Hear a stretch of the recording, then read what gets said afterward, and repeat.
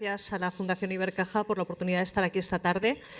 Antes, cuando los compañeros de Aragón TV les preguntaban si habían coincidido alguna vez, sí que han coincidido, porque al final el mundo de la literatura es relativamente pequeño, pero creo que nunca sí los tres, y sobre todo con el planteamiento que yo les he hecho esta tarde. Ellos son escritores de éxito con mayúsculas en un mercado complicadísimo, ahora les daré algunos datos, y yo lo que les he planteado, y le planteaba a Pilar, es la posibilidad de conocerlos un poco mejor, a ellos, a su carrera literaria y también esa parte de atrás de la literatura que los lectores siempre tenemos tanta curiosidad por saber, porque si alguno de los que están aquí hoy son lectores o incluso son escritores, sabrán que a lo que aspira muchísima gente es a poder dedicarse a la literatura. Ellos no solamente lo han conseguido, sino que se han convertido en verdaderos bestsellers, en verdaderos clásicos de la literatura española contemporánea.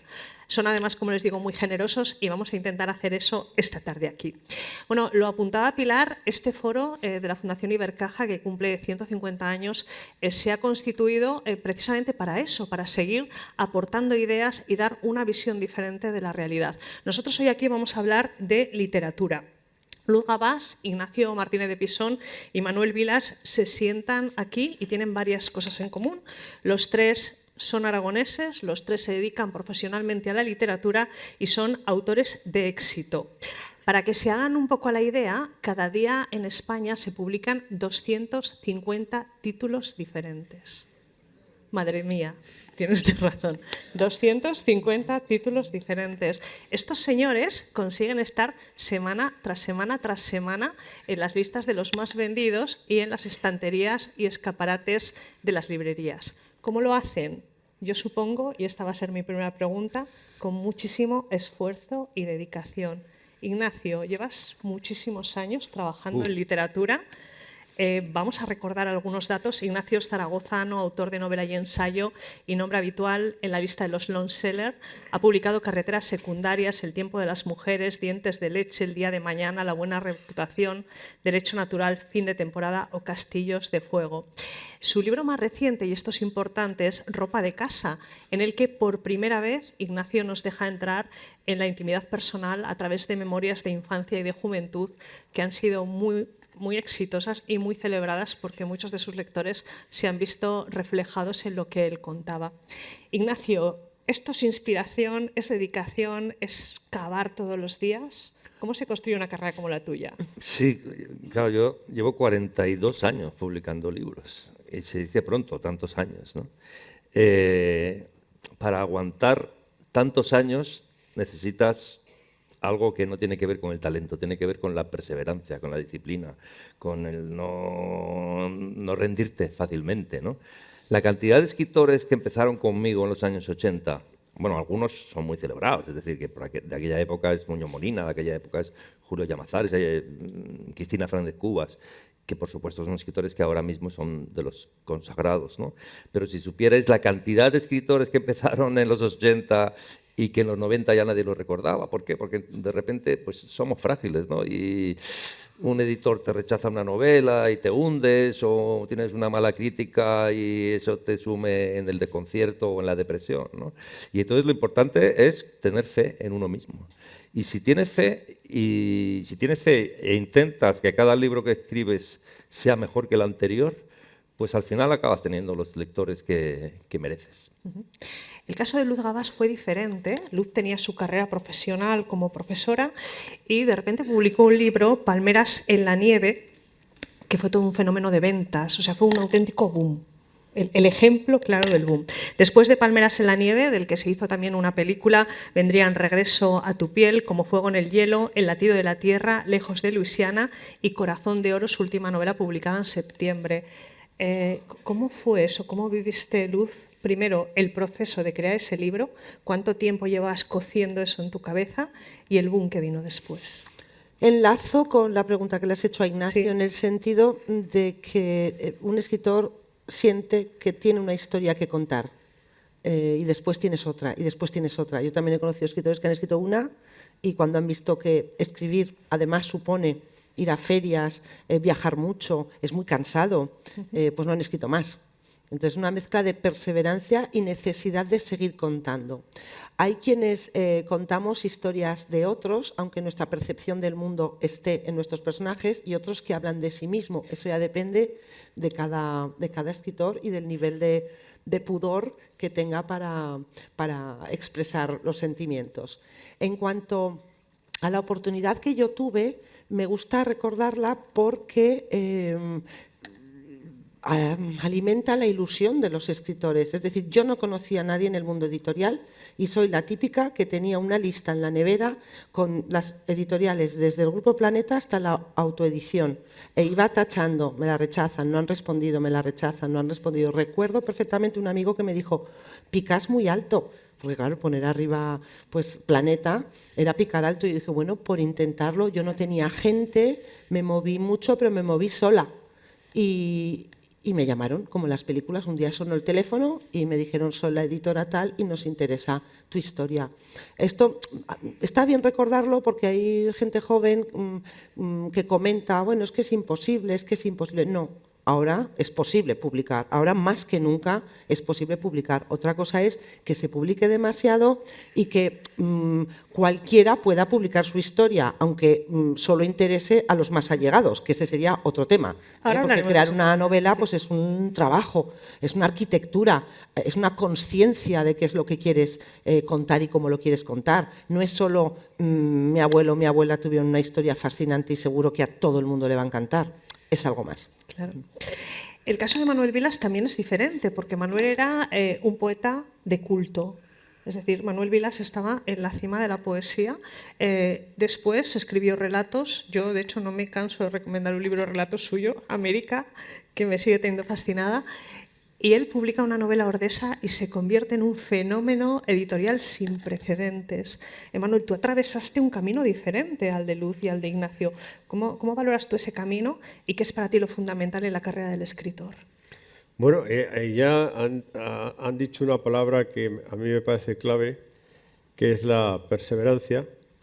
Yo un poco más allá de la perseverancia, que es en mi caso, existe, además es un atributo espiritual muy aragonés, que es la terquedad. ¿Y qué es la terquedad? Que es más aragonés, la terquedad. La terquedad es una perseverancia irracional. Yo he sido terco, ¿no? Es decir, mi aprendizaje literario ha sido largo, porque yo siempre hay gente que enseguida encuentra una voz literaria o encuentra ya una forma de estar, ya encuentra un camino en la literatura. A mí, bueno, yo además comencé con la poesía, que eso también es una distorsión, y de la poesía de manera natural acabé en la novela, ¿no? Que es donde ahora, desde hace ya muchos años, me encuentro. Yo sigo publicando poesía, ¿no? Pero ya es en la novela donde he construido todo mi mundo literario. Y bueno, yo me veo a mí mismo como un escritor que trabaja mucho. Para mí la escritura, la literatura es trabajo. Yo siempre intento quitarle cualquier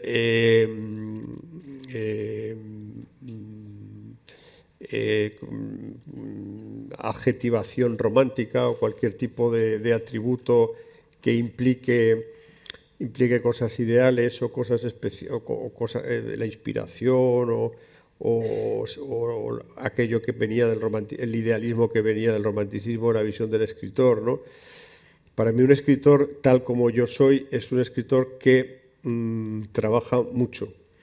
Ahora bien, yo también he de decir que hubiera o no hubiera tenido éxito, yo habría escrito igual, porque para mí la literatura es un pacto casi extremo, un pacto muy hermoso con la vida. Es decir, es como yo soy un gran vitalista y mi vitalismo excede, o sea, un vitalismo normal es vivir y ya está, ¿no? Pero mi vitalismo es vivir y luego contarlo. Entonces, esa es mi manera de estar en la literatura, en una especie de relación intensa con la vida. Para mí la vida es muy importante, es decir, mis libros nacen de la vida, la vida es lo primero y lo segundo es la literatura. Y en esa fricción entre vida y literatura yo es donde disfruto, donde se origina mi trabajo, donde se origina el fuego de mi trabajo. Pero claro, luego todo eso tiene que estar... yo claro, me meto muchas horas en orden. Muchas veces pienso, los grandes vitalistas viven y ya está. Los vitalistas, como es mi caso, viven y luego pues no pueden vivir las 24 horas porque tienen que reservar 8 horas para escribir lo vivido, ¿no? Entonces yo vivo y luego tengo que ir a contarlo, ¿no? Bueno, a mí me gustaría, no sé si va a ser posible, que a lo largo de esta tarde habláramos del éxito, del oficio del escritor, del mercado editorial, de la imaginación, de la técnica, de cómo empezaron y cómo han cambiado las cosas, del romanticismo que engloba la imagen del escritor. Así que vamos a intentar ir ligeritos para poder hablar de todas estas cosas. Yo estudié periodismo porque quería escribir. Han pasado 50 años y todavía no he encontrado el momento. Me gustaría que nos empezarais contando cómo o en qué momento vosotros decís, mamá, yo quiero ser escritor. Porque tú, Ignacio, empezaste muy joven. Sí, yo lo tenía claro ya desde los 16 años. A mí me parecía que era muy bonito pensar que yo iba a ser escritor alguna vez. Desde luego no pensaba que fuera un escritor profesional, porque en aquel momento esa figura no existía. Es decir, estaba Umbral, estaba Cela, que eran escritores que vivían de lo que escribían, ¿no? Pero la mayoría de los escritores no vivían de su escritura, sino que vivían de dar clases o de trabajar en una oficina. Pero yo decía, no, yo lo que quiero es escribir, luego ya veré cómo me gano la vida, ¿no? A mi madre la convencí para que me pagara 2 años más de estudios, fingí una vocación italianista que no existía para que me mandara 2 años a Barcelona a seguir estudiando. En realidad era para escribir, y yo con 20 y pocos años quería demostrarme a mí mismo que era capaz de escribir algo publicable, ¿no? Y como tuve la suerte de que en aquella época pues, los jóvenes autores eran muy bien acogidos en las editoriales, pues la verdad es que desde el año 84 hasta ahora pues no he parado, ¿no? Pero tuve la suerte de que en ese momento estaban las puertas abiertas a los escritores jóvenes y pude publicar en editoriales buenas, ¿no? La verdad es que luego haya estado tantos años viviendo de lo que escribo, eso es lo que me parece absolutamente incomprensible, ¿no? Es decir, ¿qué ha pasado para que de repente seamos tantos escritores los que vivimos de la literatura? Es algo que en aquella época no era fácil de predecir, pero claro, resulta que sí, hay mucha gente que lee, hay mucha gente que compra libros, y al final resulta que esta industria nos da de comer a unos cuantos. ¿Hay algún libro que tú recuerdes especialmente de tu época de formación que fuera determinante a la hora de querer dedicarte a esto? ¿Algún libro? Sí. Bueno, eran muchos porque en aquella época yo tenía tantas carencias de lecturas, me inventaba lecturas, ¿no? Por supuesto estaba con amigos que habían leído clásicos y yo no los había leído, pero yo discutía las opiniones sobre Flaubert y sobre Tolstoy, a los que no había leído todavía, ¿no? Luego llegaba a casa y me los leía rápidamente para que la mentira solo fuera una anticipación de una verdad, ¿no? Y en aquella época es que yo lo que recuerdo es que cualquier libro me influía. Por supuesto, los latinoamericanos entonces, en los años 80, estaban en plena vigencia y era cuando más prestigio tenían y, por tanto, cuando más capacidad de influir y de contagiar tenían, ¿no? Y yo creo que los cuentos de Julio Cortázar, que en aquel momento me fascinaban, y el mismo hecho de ver a Julio Cortázar en aquel programa de televisión de Soler Serrano a fondo, yo quiero ser como ese, ¿no? Es decir, escribir los cuentos que escribe este señor y ser un poco como ese señor que hay en esta televisión en blanco y negro, ¿no? Y yo creo que esos son los autores que en ese momento yo veo como el modelo en el que quiero convertirme, ¿no? ¿Cuál fue el tuyo, Luz? ¿Cuál fue el libro que determinó que tú terminaras escribiendo? Es que lo mío es muy sencillo. Yo escribía desde niña, me encantaba inventar mis historias, llevaba mi diario, escribía, me encantaban las redacciones del colegio, ganaba algún concurso de redacción del colegio, hacía los trabajos. Y cuando nos juntábamos las amigas, la que redactaba era yo. Bueno, pues a mí eso me gustaba. Luego hice una carrera de letras y sí que soñaba con escribir porque desde pequeña yo me sentía identificada con Joe de Mujercitas y con las hermanas Brontë, es decir, pueblo y literatura. Yo creo que lo he conseguido, o sea, poder vivir en un lugar pequeño, en contacto con la naturaleza y escribir. Ese era como mi sueño infantil. Pero claro, no sabes qué significa, entonces la vida se complica, vas a la universidad. Yo quería haber estudiado periodismo, entonces no había periodismo en Zaragoza. Estuve tentada de ir a Madrid, pero al final dije, pues estudio filología inglesa porque había vivido en Estados Unidos y decidí, pues digamos que seguí un camino más práctico, útil en el sentido de que aprendí mucho, sobre todo de literatura anglosajona, norteamericana, que creo que ha influido mucho en mi forma de escribir y de narrar. Y la verdad es que yo creo que en el fondo llevo dentro como una mezcla entre periodista y profesora, porque en mis novelas me gusta que se aprenda algo. El lector, cuando me dice no tenía ni idea de este tema, he disfrutado con los personajes, muy bien la historia, pero además he aprendido algo. Y la parte comunicativa, ¿no? Tengo que comunicar algo y eso es muy del periodismo. Recuerdo en el instituto pues redactábamos un periódico, bueno, todo lo que era escribir y contar era parte de mi forma de ser, por lo tanto lo más natural era que terminase siendo escritora. Bien es cierto que yo estaba entonces en la universidad, había sacado la oposición y cuando dije tengo que cambiar de vida, en mi entorno no lo entendió nadie, porque claro. Con la oposición, ¿quién dice dejo un trabajo fijo para lanzarme a la aventura? Y pensé, si no lo hago ahora, que tengo 40 años, que es cuando pensé que tenía algo dignamente publicable, a mí me costó, yo fui lenta, o sea, me alegro mucho de no haber publicado las cosas de los 20 años. Me acuerdo que estaba aquí en la agrupación artística aragonesa, hacíamos cortos, redactaba cortos y tal, pero todo eso fue parte de aprendizaje. Para mí mi primera novela de tengo esto fue Palmeras en la nieve. Sí. Yo siempre he tenido la curiosidad de saber si la historia de Palmeras en la nieve tú la arrastrabas desde hacía mucho tiempo. Claro. Es decir, llevabas años cociéndola hasta que llegó el momento de decir, este es el momento de hacerlo. Esa era la historia que tenía que contar en primer lugar, porque una cosa es que el público se quede con lo que sucedió en Guinea Ecuatorial, vale, bien, pero para mí era otra cosa, para mí era yo soy quien soy, mi identidad viene de quienes me precedieron y los más inmediatos, pues mi padre y mi abuelo. ¿Y qué hicieron ellos para que yo esté aquí y vea el mundo como lo veo? Entonces, ese fue el hilo del que tiré, pero en realidad era una necesidad de contar algo vinculado emocionalmente a mí, que es lo que hago con todas mis novelas. No voy buscando un periodo histórico, a ver, uno que no sea muy conocido, no. Tengo que tener una conexión muy fuerte emocional con el contexto histórico y con lo que sucedió y con mi interpretación del mundo. Sí, yo creo que, termino, Palmeras en la nieve no lo hubiera podido escribir con 20 años, me faltaba haber sido, una palabra que me gusta mucho, bataneada por la vida para poder escribir esa novela, y llegó cuando tenía que llegar. Y simplemente, al hilo de lo que has dicho, Ignacio, no tantos vivimos de esto, se escribe mucho y se publica mucho, sí, pero lo dificilísimo es que pasen los años, tú lo has dicho, y que sigamos bueno, pues teniendo un sueldo correcto, ya no digo...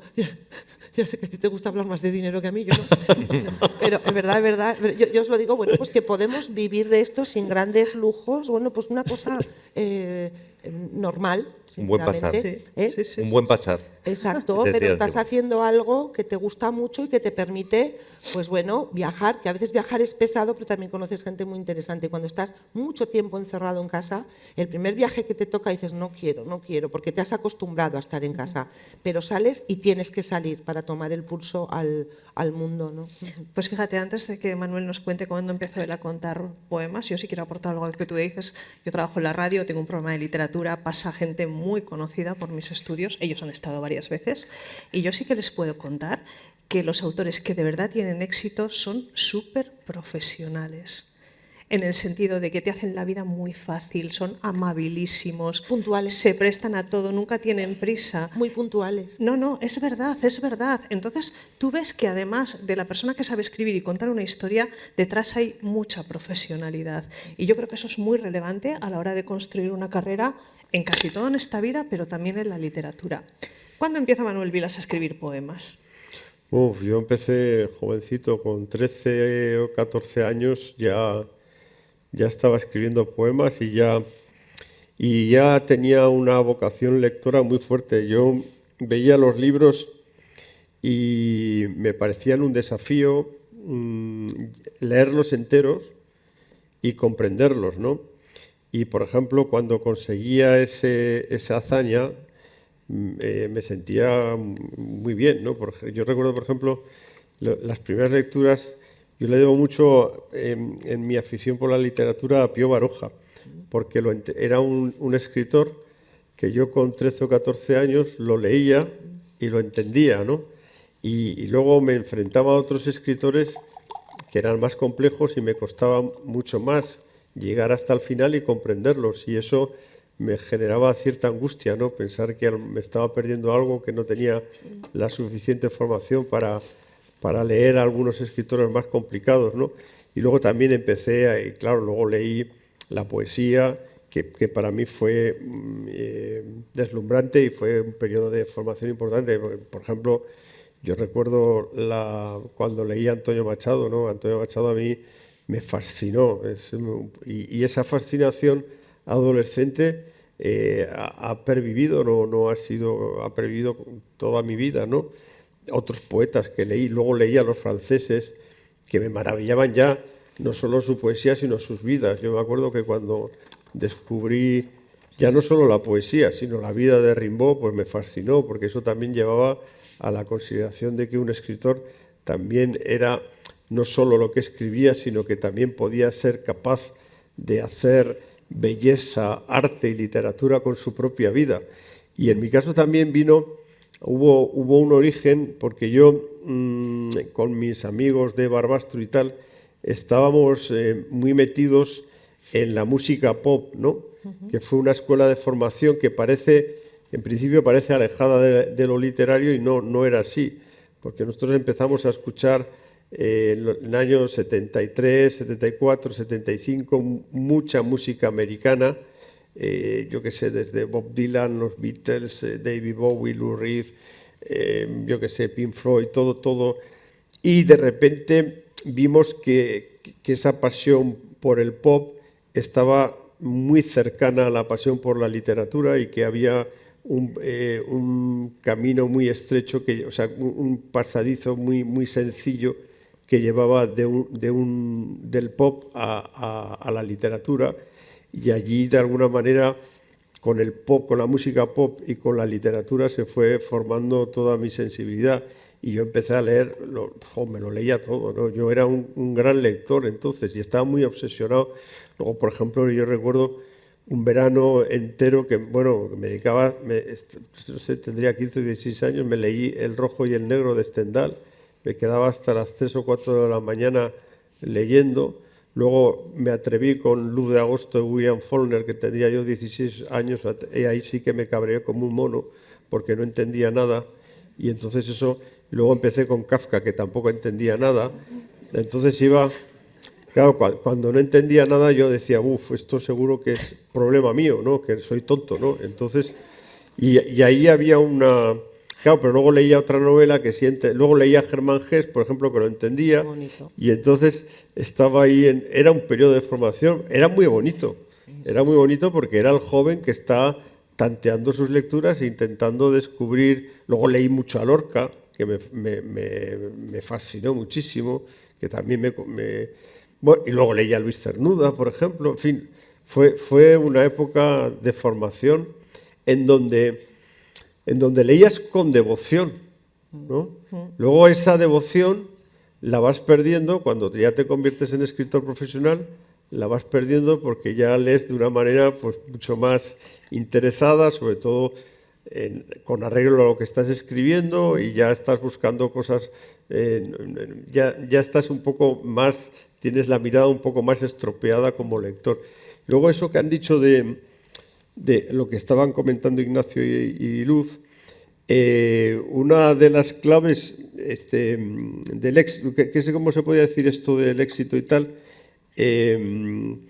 mi amigo Pepe Sacristán dice que el éxito en su profesión, y yo creo que es extensible a la nuestra, es poder pagar las facturas con tu trabajo, ¿no? Ahora vamos a hablar de eso, pero Luz, quería... Es que le he dicho antes de entrar que cada vez que nombrase Barbastro yo diría Monzón. Entonces, en Barbastro, pues sí, escuchabais mucho pop, pero Sí. en Monzón heavy metal. Y eso se nota en el carácter y en la forma de escribir. Bueno, vamos a seguir hablando de vivir de esto, porque yo les decía que en 2024 se inscribieron casi 90.000 libros en el registro de ISBN, que es de donde salen esos 250 libros que se publican cada día. Esos en el mercado editorial visible. Luego hay un mercado que se conoce como el mercado invisible o subterráneo, que son todas las autoediciones, las publicaciones en Amazon, etcétera, etcétera. La cuestión es que se estima que un 85% de los escritos que se mandan a las editoriales no tienen ni siquiera respuesta. Es decir, el filtro es tremendo. Vivir de la literatura hoy en día es un trabajo titánico y también es un milagro. Yo no sé si vosotros, a la hora de plantear vuestras novelas, sentís de alguna manera la presión del editor, la presión de vuestros lectores, porque, por ejemplo, tú, Ignacio, en tu último libro has dado un giro y has empezado a hacer autoficción. Manuel, ahora con la nueva novela que has publicado, Islandia, vuelves un poco también a la autoficción. Luz tiene quizás una línea más marcada.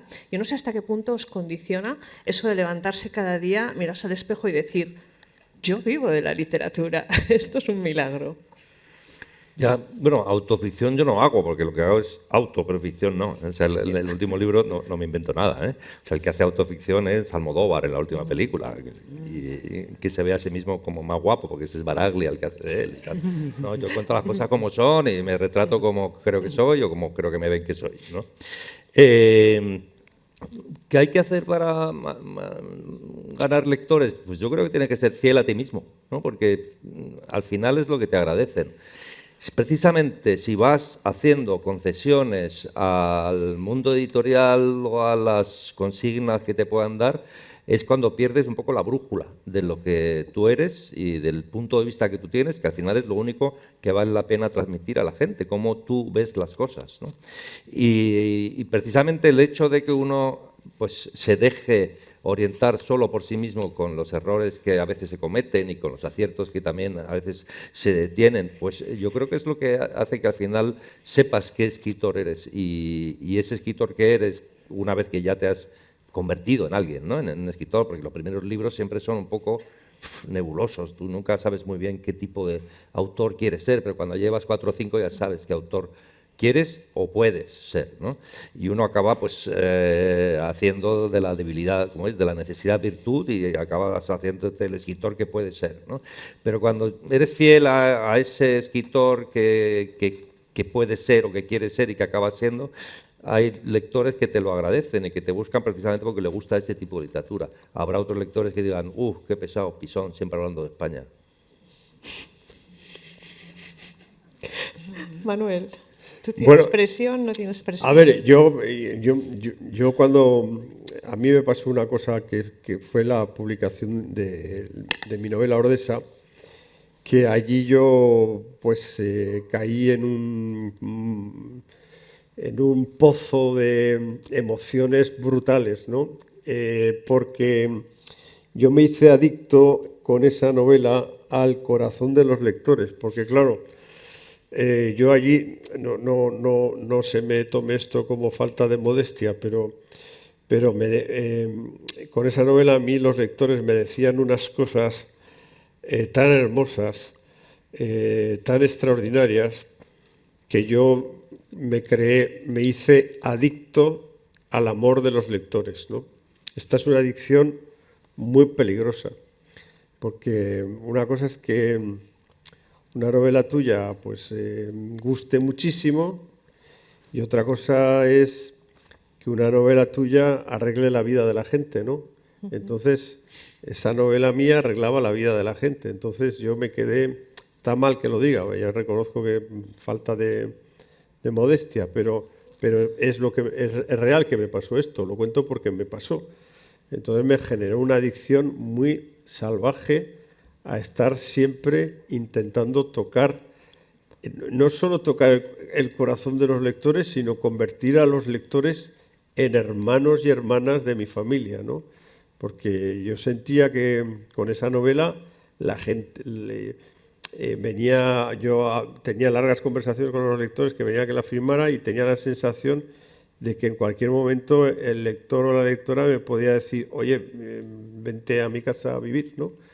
Quédate a vivir porque hemos entendido tu novela de tal manera que podemos considerarte un familiar más, ¿no? Y yo tenía la tentación de irme con cada lector que venía a decirme esto o decirme mi novela, o sea, tu novela me ha cambiado la vida y tal, y entonces yo digo, pues venga, me voy a tu casa, ¿no? Es decir, este grado de que no tiene nada que ver con la literatura, que no sé si tiene que ver no sé si tiene que ver con la literatura. Esto causó en mí una conmoción emocional muy fuerte, ¿no? Entonces me hice adicto a estar siempre intentando que cualquier novela mía volviera a ocurrir lo mismo, ¿no? Y eso fue el episodio más fascinante de mi historia literaria, ¿no? Es decir, ¿qué demonios había escrito yo en esa novela que hacía que los lectores que no era que les gustase o no les gustase la novela, sino que de repente yo entraba en sus familias y podía ser acogido en la casa de mis lectores, ¿no? Y esto fue brutal, ¿no? Cambió mi sensibilidad. Totalmente. Sí. Echad un poquito para atrás que no veo nada. Sí. Gracias. Así, gracias.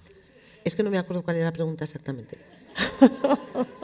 Estábamos hablando de si sentís o no la presión que marca el mercado, pero lo que ha dicho Manuel también es muy interesante porque también es esa otra segunda parte. Es decir, pero en realidad la presión en mí no es el mercado. No, la gente... La presión era la gente.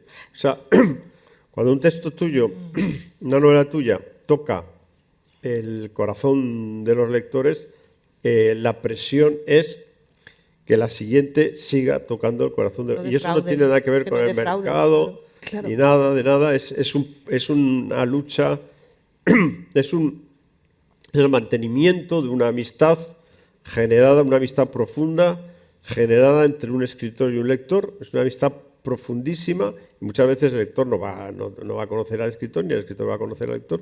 Y la adicción la responsabilidad está en el mantenimiento de esa amistad, ¿no? No que tu editor te diga, oye, ¿dónde está tu novela nueva? O no sé qué, o se ha vendido tal, o no se ha vendido, sino mi responsabilidad era que esa conversación y esa fraternidad con el lector no terminara nunca. Y eso es muy... No decepcionar al lector. Sí. Claro, en tu caso, Luz, además, después del exitazo que fue Palmeras en la nieve, ¿cómo lo vives tú? Pero yo creo que es que vamos a estar todos de acuerdo. Sí. Pues una combinación de no defraudar al lector que tienes y no defraudarte a ti mismo porque estás contando la historia que tú quieres contar. Entonces, este mito de que las editoriales o los editores te quieren llevar por aquí o por allá, yo digo, yo escribo lo que quiero. Realmente, después de Palmeras en la nieve, cuando le dije a mi editora que quería escribir sobre algo que sucedió en el Pirineo Ostense en el siglo XVI, me podían haber dicho, ¿esto a quién le importa? Porque es algo tan local y no. Y me dijeron, tú escribe lo que te palpite en tu interior. Y eso a mí me gusta recalcarlo. Claro que hay literatura, que digo, de producto, es decir, que se genera, se crea, se consume, pero bueno, también hay muchos tipos de películas, ¿no? Entonces, unas son de sofá del domingo por la tarde y otras son de me quiero sentar y leeré aquí algo más interesante. En la literatura pasa lo mismo. Hay mucha de consumo, ahí abriríamos otro debate, si eso es literatura, no es literatura, vamos a poner novelas de consumo. Claro que las hay. No perduran en el tiempo, no son long sellers, como has comentado, me encanta esa palabra, porque claro, es que ahora en las tapas de los libros, la bestseller, digo, bueno, bestseller quiere decir que si vende mucho ahora, pero igual dentro de 2 años se ha acabado el tema. y se te ha acabado la chispa y ya no existes. Entonces, un long seller es una voz que perdura a lo largo del tiempo. De lo que somos. 2 años, ¿no? 2 semanas es lo que duran ahora Bueno, de media algunos, una novela en exacto. las Sí, estanterías de las pero por lo menos en librerías. el recuerdo de alguien, Claro, no sé. claro. Oye, Lucy, Sí. hablando de Y esto... me gustaría Sí. solo terminar con un comentario, algo que ha dicho Manuel, que has dicho que la pena es el perder la devoción. Oye, pues yo aún me emociono cuando leo libros. Yo no he perdido la devoción como lectora. No, me refiero a ese deslumbramiento del adolescente, ¿no? Sí, pues a mí aún me está pasando. Pues, Doctor, dígame que tengo. No, os lo digo en serio, pero por eso digo que es sanadora la Pero literatura. sí. Es que dices, ha sacado tal autor libro nuevo y vas ahí y lo compras y voy con mi librito en las ferias del libro o llego a casa por la noche en el libro electrónico y soy feliz yo y sí digo, que he hecho qué bien que aún sea feliz un poco de descubriendo nostalgia historias. del deslumbramiento del chaval de 13, 14 años. Quizá tenga que ver más con la poesía, ¿no? Que deslumbra muchísimo, ¿no? Quizá la novela a lo mejor tiene otro, llega al lector joven con 13 o 14 años de otra manera, pero los versos, yo qué sé, de Jaime Gil de Viedma que yo leí cuando tenía 13 o 14 años y todo. Pero eso tiene que ver con la edad, no con la literatura, edad. creo yo. Sí, diría. Bueno, yo estaba pensando, hablabas de la edad, algunos de los que estarán aquí les pasaría como a nosotros, que nos hacían leer La Regenta con 14 años en el instituto, y aquello era la muerte, luego la descubrías unos años después y entonces sí que llegaba el deslumbramiento. ¿Qué es la cosa más rara que os ha pasado en este mundo? Porque claro, estamos hablando del escritor que se refugia en su casa, que escribe, que trabaja un montón, pero luego también hay otra parte que es la parte glamurosa. Tenéis premios importantes, habéis ido a grandes galas, os habéis sentido en algún momento como estrellas de rock. Esto es una realidad. Bueno, yo personalmente no. Yo la verdad es que no tengo tendencia a sentirme estrella nunca. ¿Es tan glamurosa la vida del escritor como algunos la pintan?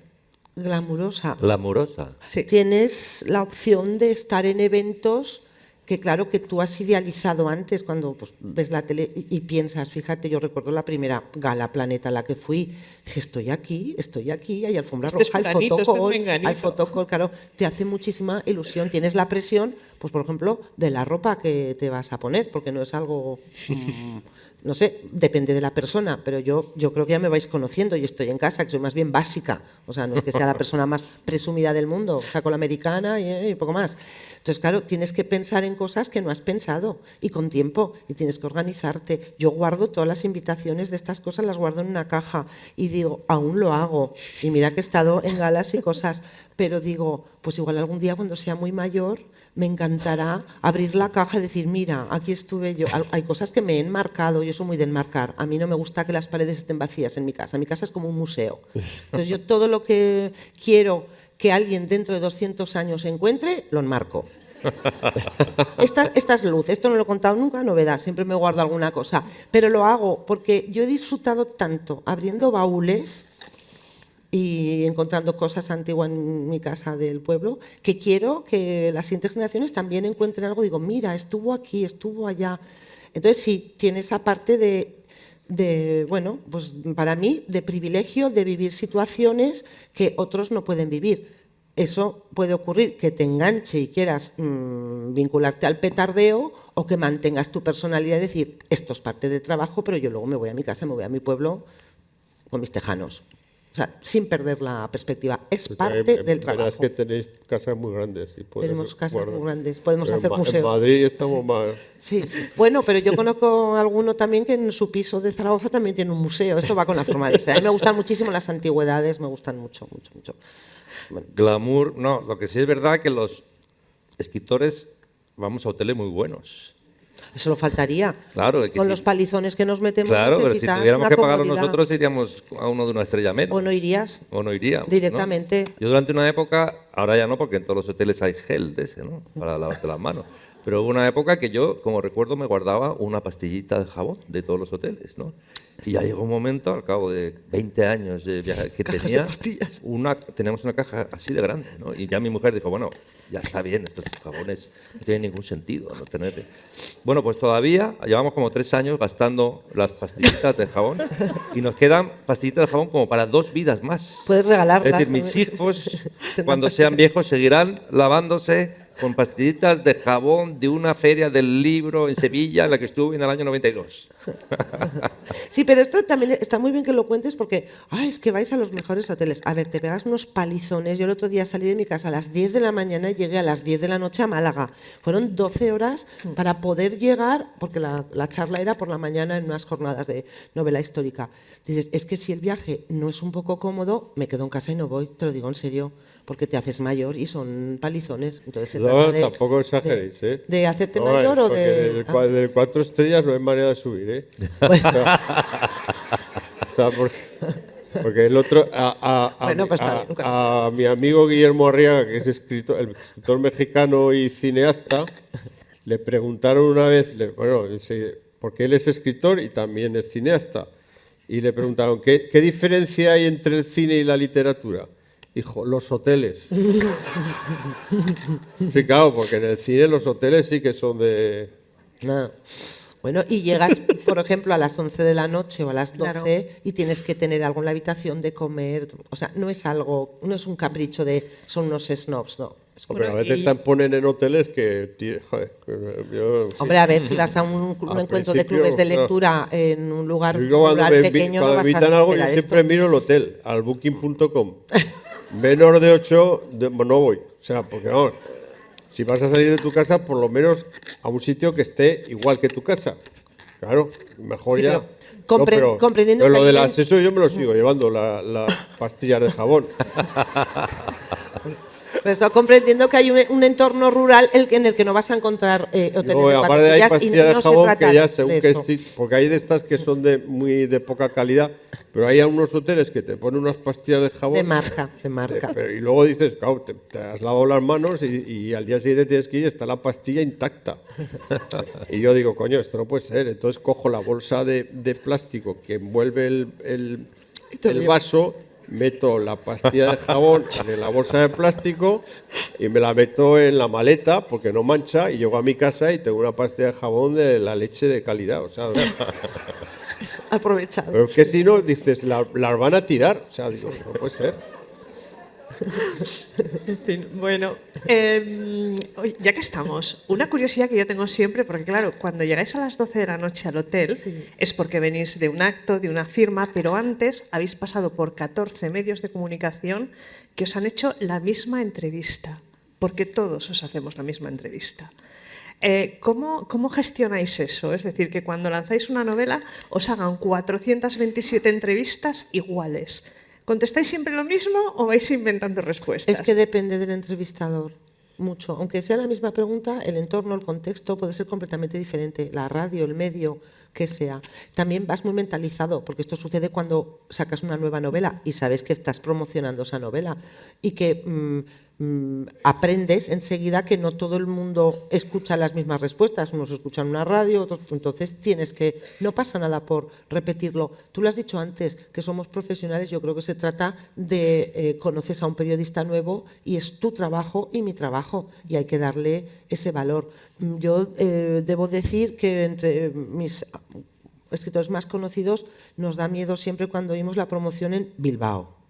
¿Os ha pasado la promo en Bilbao? Ya sé de quién hablas. ¿Cómo es Bilbao? Un bólido de chica. ¿Cómo es Bilbao? ¿Pero por qué? Por Porque María tienes- Arana, ¿no? Porque es que Siempre llegas a me llevan casa a la silla. pero molida. Ah, sí. Molida, Que es una molida. chica Decir, no que es- puedo, no quiero ir a Bilbao, no quiero, porque es una paliza, lo dice Sí, todo el mundo. porque hay, bueno, una persona... sí. Lo explico porque Eso, explícalo para que las lo entienda. editoriales tienen gente Claro. en Madrid y en Barcelona para hacer la promoción, pero en otras ciudades contratan con agencias. Y entonces la de Bilbao, que es sobrina bisnieta de Sabino Arana, Ese te mete un Bueno, palo. eso ya es un hombre y se te ponen los pelos Es así. que dices, no, desde la quiero ir a noche a la Bilbao. cada mañana- 15 minutos estás en una radio diferente. A las 8 y 10 de la mañana hay que estar ya ahí. No, Pam, pim, pam. no. Y acabas a las 9 de la mañana. Acabas a de las las 9 de la tarde. 3, hecho polvo. te deja un ratito para comer y otra vez. Sí, te lleva a un sitio muy bueno para comer 20 minutos. Dices, pues no me traigas aquí a este sitio. Y trae un bocadillo y suficiente. Yo le digo que Es pésalo, quiero comer pésalo. solo. Casi. Para Sí, no sí. hablar un rato. Sí. O sea, hay días muy, muy duros. Yo la última promo de Bilbao, afortunadamente, la hice por teléfono. Entonces Sí, sí. Me lo No, pero Bilbao es duro, sí. Pero me lo propusieron. Dice, oye, ¿te importa? Y digo, no, yo en casa. Y sí, bueno, arreglada y tal en casa, pero cada 10 minutos una entrevista, pero en mi casa. siempre, no sé, os llevarán a la Lercilla siempre. Sí. Ahí los huevos benedictines en el desayuno. Que son una maravilla. Yo es que no desayuno. No desayuno. Esa es otra cosa, porque claro, tú en tu casa desayunas, yo qué sé, un café Un con café. leche y una galleta. Oye, Y llegas ahí, ¡hala! Croissants, bacon, huevos, tartas de manzana, tartas de no sé qué. Yo he hecho un tupper ahí para llevármelo todo. es una duda que también tengo, ¿cuánto se puede engordar de media por un libro?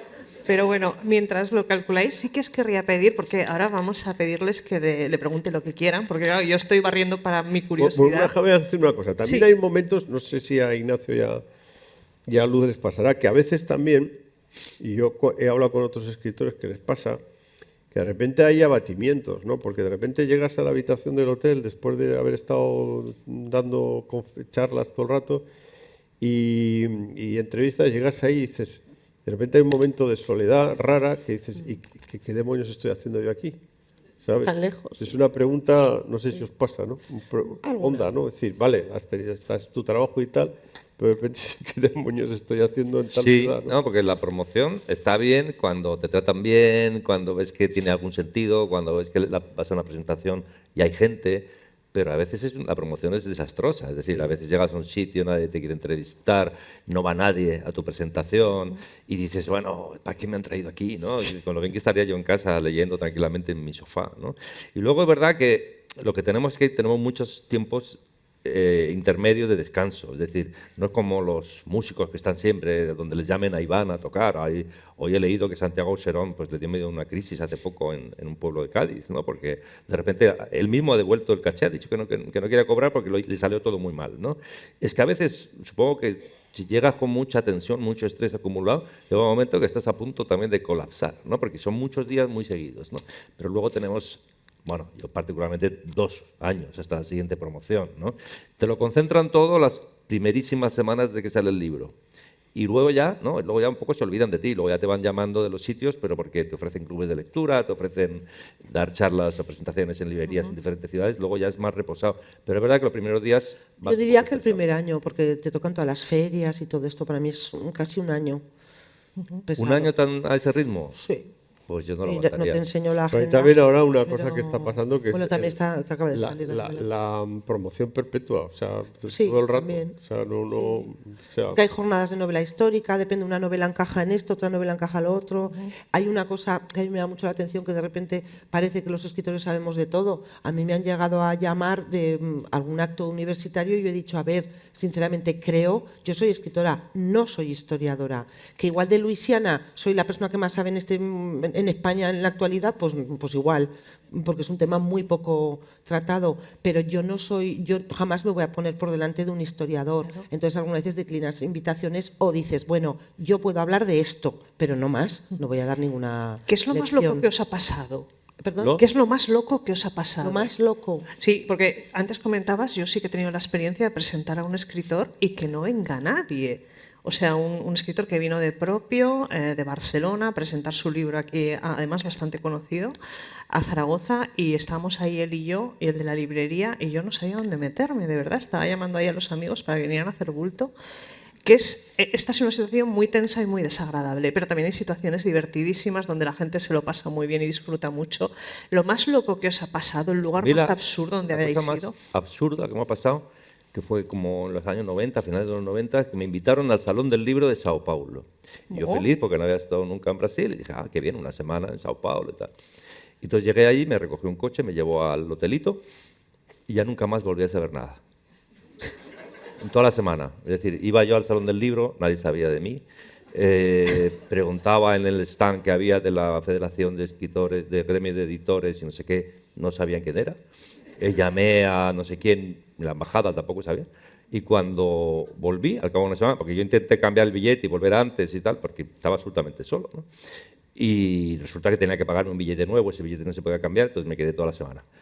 Hasta que ya por fin me pude volver. Pero en aquella época yo colaboraba en El País de Cataluña, ya había una sección que se llamaba La Crónica, entonces se me ocurrió contar cómo ese esa semana, que era San Jordi, la había pasado en Sao Paulo, pero que no había hecho nada, habían estado ahí, pues que me habían invitado, y tenía el hotel y el avión pagado y ya está.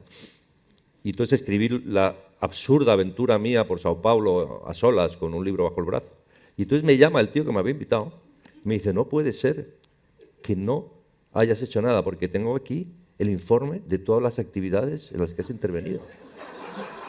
Firma de libros, presentación en no sé dónde, visita al Colegio Español de Sao Paulo, el coloquio en no sé qué. Y digo, yo no he hecho absolutamente nada de eso. Estaba todos los días en el hotel esperando que alguien viniera a buscarme. Y así fue. Digo, bueno, me pidieron disculpas, pero me imagino que algún funcionario de Brasil todavía se estará riendo de mí, ¿no? ¿Has vuelto alguna vez a Sao Paulo? ¿Eh? ¿Has vuelto después a Sao Paulo? He vuelto a Brasil, pero no a Sao Paulo, ¿no? Después de aquel, tuve una semana para patearte Sao Para Paulo. Es conocerlo grande bien, esa ¿no? ciudad, pero vamos, que me la conozco a fondo, ¿eh? Luz, ¿qué ha sido lo más loco que te ha pasado, lo más absurdo? Es que yo soy como muy controladora, entonces es raro que me pase algo loco. No se me ocurre así nada. Hay incidentes en los viajes, es normal, o de repente llegas a un hotel que dices, buf, esto ha pasado. Sí. Eso. Pero bueno, nada que no se pueda resolver, no se me ocurre así Pues nada. que siga así, ¿eh? Tengo así una imagen como muy de la película esta, como es estos grupos de amigas en Nueva York, sexo en Nueva York y tal, no voy a hablar de sexo, sino que coincidimos en una recepción en el Palacio Real, fue la primera vez que fui, y estábamos con María Dueñas, Dolores Redondo, Julia Navarro. Yo no las conocía, las acababa de conocer, íbamos todas peripuestas y arregladas y teníamos que coger salir del palacio, coger un taxi, ir corriendo todas arregladas a coger el tren para llegar a Sant Jordi en Barcelona. Eso para mí fue como muy loco, para que veas. Bueno, llegasteis bien, ¿no? Llegasteis sí, pero era bien. como muy chulo y no sé, ahí todas El glamour emocionadas. del que hablábamos Sí, antes, fue un eso es el momento así. glamour. Pero bueno, me quedo con en la gira del Premio Planeta, que fue muy intensa. Llegó un día que íbamos pues alguien de la editorial, un fotógrafo y la finalista. Estábamos como acabados, ya no podíamos más de tantas semanas seguidas, yo sin ir a casa, porque claro, si vives en la ciudad, el fin de semana puedes descansar, pero yo ni me subí a casa. Y recuerdo que estábamos en Galicia y nos fuimos al lado del mar y pusimos una canción muy bonita en voz alta y empezamos a bailar al lado del mar, 5 locos, y todos nos miran diciendo esto qué les pasa. Pero eso para mí es una imagen muy, muy linda. Recuerdo. Manuel. Feria del Libro de Madrid. Estoy yo ahí en la caseta. Ya eran cerca de las 9, estaba a punto de todo el pescado vendido. Y veo un tipo ahí a unos 50 o 70 metros donde yo estaba. Y veo que se echa a correr directo hacia mí, ¿no? Corriendo, pum, y llega sudoroso ante mí, se me queda mirando, sí, mira el cartel arriba, ve mi nombre y dice, hostia, tú no eres Lorenzo Silva, ¿verdad?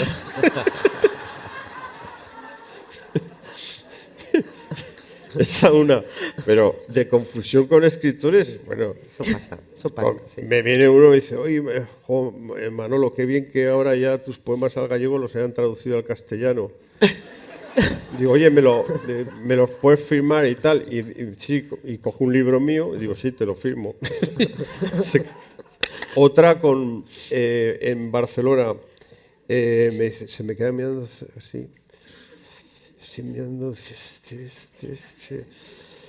Claro, es que el libro ese que has escrito, el de arte, qué bueno que es. Digo, sí, es muy bueno, muy bueno. ¿Y vas a escribir más sobre eso? Digo, el último que he escrito es también sobre eso. Que eso era de Kassel, ¿no? De algo de Kassel. Digo, sí, dice, porque claro, tú te llamas, ¿cómo te llamas tú? Digo, yo me llamo como tú quieras que me llames. Y digo, este es el último libro, pero es tan bueno como el que yo leí. Digo, sí, Mejor. sí, es mejor. Siempre. Me había confundido con Enrique Vilamatas. Pero tampoco sabía muy bien ni uno ni otro. O sea, porque claro, nosotros pensamos que conocemos, pero claro, el público generalista pues le bailan los nombres y tal. Normal. Y yo le dije, no, este también habla de arte, y se lo llevó feliz y contenta. Dice, si me gusta tanto como el otro, seguro que digo, o sea, te va a gustar más que el otro. Bueno, son las 8:05, creo, porque estoy aquí mirando el móvil, más o menos, y no sé si alguien quiere hacer alguna pregunta. Lo que sí que les pediría es que fuéramos breves y rápidos. Aquí hay un señor que quiere hacer una pregunta. Bueno, muchas gracias. Ahora que se ve con las luces encendidas tanta gente, qué gusto. Sí, la pregunta es muy concreta y es vuestra relación con el cine. ¿Cómo ha influido el que vuestras literaturas se haya llevado al cine? Si eso os ha cambiado radicalmente la vida o vuestra visión ahora de escribir. O sea, en fin, la conexión de cine-escritor y escritor-cine.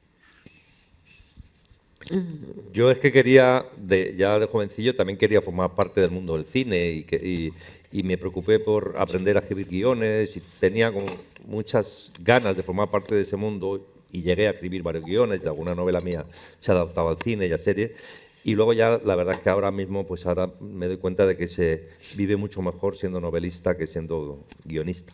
Es decir, cuando eres novelista tú eres el dueño de tu historia y tus personajes hacen y dicen lo que tú quieres y que en cambio si estás escribiendo un guión, pues ahí opina, por supuesto el director, por supuesto el productor, por supuesto la mujer del productor, la amante del productor, ahí opina todo Dios. Y luego llega el actor y encima te cambia la frase, que tú la has escrito, ¿no? Y entonces al final dices, bueno, voy a recuperar un poco de soberanía y se lo recuperas siendo novelista. Siendo novelista tú eres dueño de todas las palabras que hay ahí, esas son tuyas y esas no te las van a cambiar.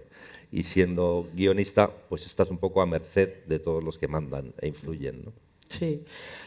A menos que te dirijas tú, te escribas y te dirijas y te Ya, produzcas cosa que no la vamos a película, hacer. cosa que no vamos a hacer porque no, la vida da para lo que da.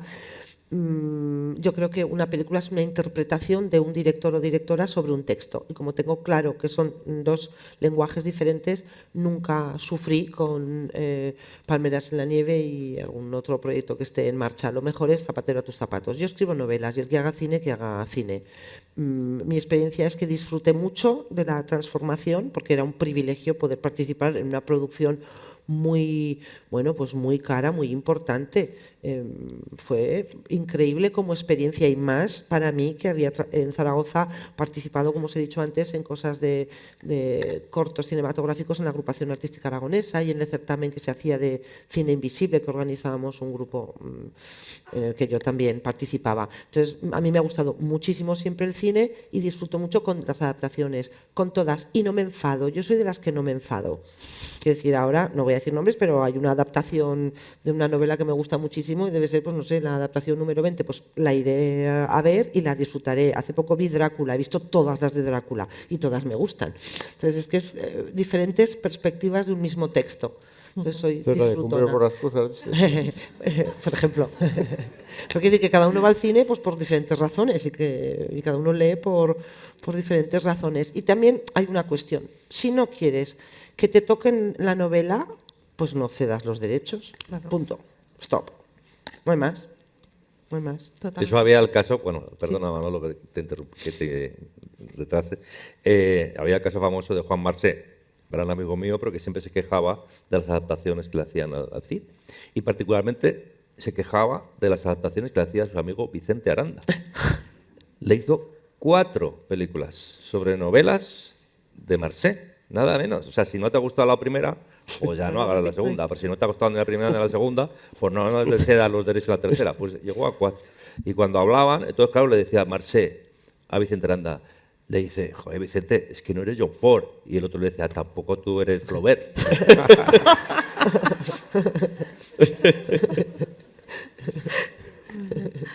No sé si hay alguna pregunta más, alguna curiosidad que tengan.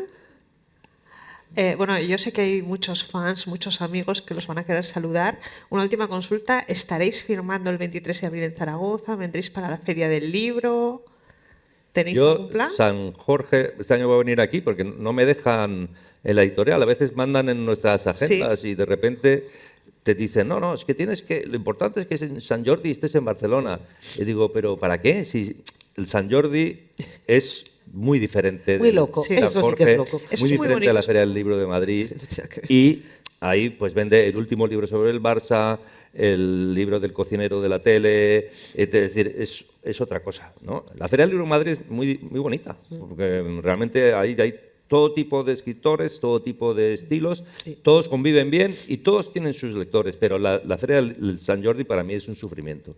Sin embargo, las editoriales se empeñan en que vayas a San Jordi. Digo, si es que yo prefiero ir a Zaragoza, que por cierto funciona muy bien, San Jorge, aquí. Sí. Las veces que he estado, digo, es que es maravilloso ver a toda la gente ahí en Independencia comprando libros, ¿no?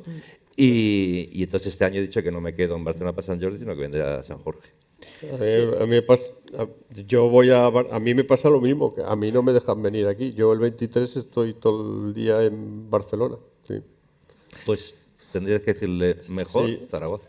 Pero te mandan a Barcelona y Con novela nueva lo normal. Con novela nueva Con novela te- nueva ya, vas a San te- Jordi. O sea, a mí me pasa te- lo mismo. Yo este sí. año iré a San Jordi de Barcelona. San Jordi. Que es Ah, pues muy, muy, escribiremos muy loco. a la editorial. Estamos aquí 500 personas, yo creo que con 500 firmas. El año que viene estáis Pero en Zaragoza seguro. A Zaragoza vamos Pero bueno, San viniendo. Jordi es muy bonito, en Barcelona es muy bonito. Y la Feria del Libro de Madrid también es una cosa maravillosa porque es una feria de libro absolutamente popular, ¿no? Que está en el ADN del madrileño y o sea, es una cosa maravillosa ver la muchedumbre de gente que va a la Feria del Libro de Madrid y que todo el mundo, y luego los ves que todo el mundo lleva la bolsa, ¿no? Que se compra el Sobre libro, todo las ¿no? mujeres, que son las que gestionan el ocio en las familias. Ellas van muy cargadas con libros para regalar. Los hombres compran el suyo. Sí. Y ahora Ellas está- compran para ahora está regalar. mejor- Ese sería otro Mejor tema. que nunca la Feria del Libro de Madrid, gracias a una mujer aragonesa, que es Eva Orue, la que lo es lleva. verdad. Eva. Y que ha hecho la cosa más sencilla que había que hacer en la Feria del Libro de Madrid para que fuera mejor, que era suprimir esos anuncios que se oían constantemente, que decía, en la caseta 120 estará don Fulgencio Rodríguez firmando su catálogo de filatelia, en la caseta 150 y tal. Era todo el rato una cantinela que era inaguantable. Entonces, por fin, Eva Orue, que pertenece ya al siglo XXI, dijo, bueno, es que hay una aplicación que te puedes bajar, tú puedes consultar en qué caseta está firmando Eduardo Mendoza o quién va a firmar en tal caseta. Y aparte hay unos paneles y lo consultas. Y nos hemos librado de la megafonía esa que yo acababa soñando. Sí, sí, sí, sí. Bueno, pues Aquí muchas gracias a los tres por vuestro tiempo, pues vuestra generosidad, por todo lo que nos habéis contado. Muchas gracias también a todos ustedes por la atención, por el buen rato que hemos pasado. Y nada, nos vemos pronto. Muchas gracias. Es un placer. Gracias. Muchas gracias a todos. Gracias. Muy amable. Gracias.